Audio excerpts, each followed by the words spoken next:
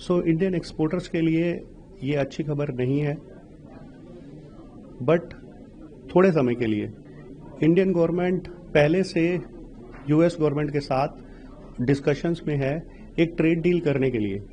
हम एक्सपेक्ट कर सकते हैं कि जल्दी वो ट्रेड डील हो जाएगी, 1 महीने में, 2 महीने में, और ये 25% टैरिफ जो 7 दिनों के बाद लगेगा वो चला जाएगा और इंडियन एक्सपोर्टर्स को एक रिलीफ मिल सकता है।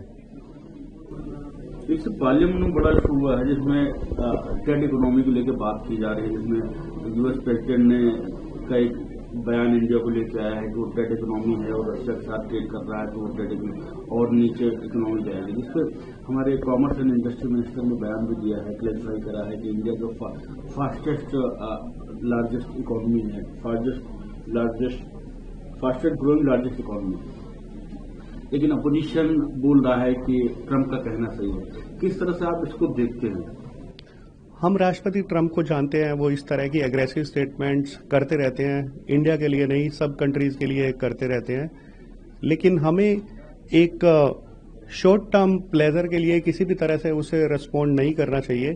इंडिया पहले से नेगोशिएशंस में है, अगर हम किसी भी तरह का कोई गलत स्टेटमेंट देंगे हमारे प्रधानमंत्री की तरफ से या वित्त मंत्री की तरफ से, तो वो जो हमारे डिस्कशंस हैं उस पर बुरा प्रभाव डाल सकता है। इंडिया एक प्रभुसत्ता संपन्न देश है, हम अपनी मर्जी से अपनी टाइम के मुताबिक इंडियन लोगों के, इंडियन व्यापार के हितों को सामने रख के डिसीजन लेना चाहते हैं। हम किसी भी तरह से उनके यूएस के प्रेशर में नहीं आना चाहते हैं, तो इसीलिए हम लोगों को इसमें अभी वेट करना चाहिए और एक बैलेंस्ड अप्रोच में जो डील हम करने के लिए आगे बढ़े हैं उसे खत्म करना चाहिए। सर, हमारे मिनिस्टर में बात हो रही थी तो इस तरह की बात हो रही थी कि इंडिया प्रेफरेंशियल राइट्स चाहता है in comparison to other Asian countries. अब जिस तरह से इंडिया पे टैरिफ लगा है और एशियन कंट्री में तमाम देशों पे टैरिफ लगा है, तो इंडिया की कॉम्पिटिटिवनेस किस तरह की रहेगी? इंडिया का मुख्य कॉम्पिटिटिव चीन है। चीन पे अभी 30% टैरिफ लग रहा है, इंडिया पे 25% टैरिफ लग रहा है, तो 5% इंडिया के पास कॉम्पिटिटिव एडवांटेज है। अगर हम बात करें दूसरे एशियन कंट्रीज के साथ, थाईलैंड, बांग्लादेश, इंडोनेशिया, वहां पे 19 से 20% का टैरिफ अभी भी लग रहा है जब उनके गुड्स यूएस में जाएंगे। इंडिया का 25% लग रहा है। सो थोड़े समय के लिए इंडिया के लिए प्रॉब्लम है, लेकिन इंडिया 4th लार्जेस्ट इकोनॉमी है, हमारा मैन्युफैक्चरिंग बेस बहुत बड़ा है, सो हम इस 5% डेल्टा को भी कोप कर सकते हैं और आने वाले समय में जैसे ही हमारी ट्रेड डील होगी हम इन कंट्रीज से बेनिफिशियल सिचुएशन में पहुंच सकते हैं। सर, 7 अगस्त के बाद ये जो है कोई भी चीज एक्सपोर्ट होती है इंडिया से या यूएस को, तो 25% का टैरिफ उस पर लागू होगा, तो कितना असर जो है पड़ने की उम्मीद है हमारे एक्सपोर्टर्स को और इंडस्ट्री को? यूएस इंडिया का एक मेन और बड़ा पार्टनर है, इसका इम्पैक्ट इंडियन एक्सपोर्टर्स पे पड़ेगा, बट इसका इम्पैक्ट इंडियन इकोनॉमी पे कितना होगा वो डिपेंड करेगा कि कितने समय में हम ट्रेड डील कर पाते हैं। 1 महीने के बाद, 2 महीने के बाद, उससे वो इम्पैक्ट निर्धारित होगा।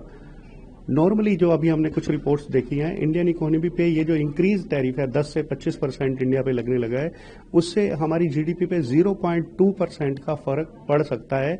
बट हमें देखना होगा कि कब इंडिया डील कर सकता है और हो सकता है उसके कुछ पॉजिटिव इम्पैक्ट आए और फिर से हम अपनी जीडीपी को दोबारा से रिकवर कर पाए। आज इंडियन इकोनॉमी, चाहे वर्ल्ड में जितना भी भूचाल आया, जितनी भी लड़ाइयां हुई अभी पिछले 3 साल में, बहुत अस्थिरताएं आई, अमेरिकन ने भी बहुत अनाउंसमेंट किए, लेकिन असर कितना हुआ है आप देखिए। शेयर मार्केट जो है, stock market is the biggest indicator of कोई भी बड़ी इकोनॉमी की, अर्थव्यवस्था की कोई बड़ी कुछ घटनाएं होती है तो इमीडिएटली उसका एक रिफ्लेक्शन आता है।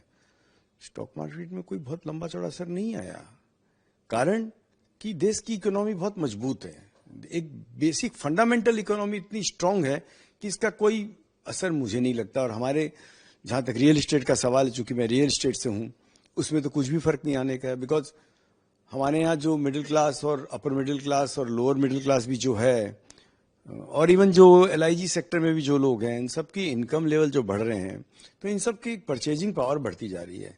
आज आप देखिए जिस तरह से लोग घर खरीदने में पैसा खर्च कर रहे हैं, या चाहे ऑटोमोबाइल में पैसा खर्च कर रहे हैं, 2 व्हीलर 4 व्हीलर खरीद रहे हैं, या जिस तरह से यात्रा ट्रेवल में या अपने रोजमर्रा की जरूरत में जो पैसा खर्च कर रहे हैं, एजुकेशन में पैसा खर्च कर रहे हैं, बिकॉज इकोनॉमी इज ग्रोइंग।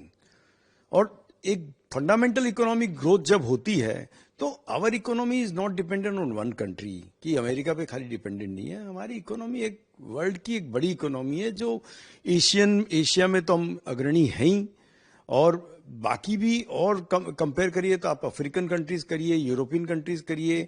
आज हमारे यहाँ की कुछ कंपनियां ऐसी हैं जो एक छोटे मोटे देश की इकोनॉमी से बड़ी है।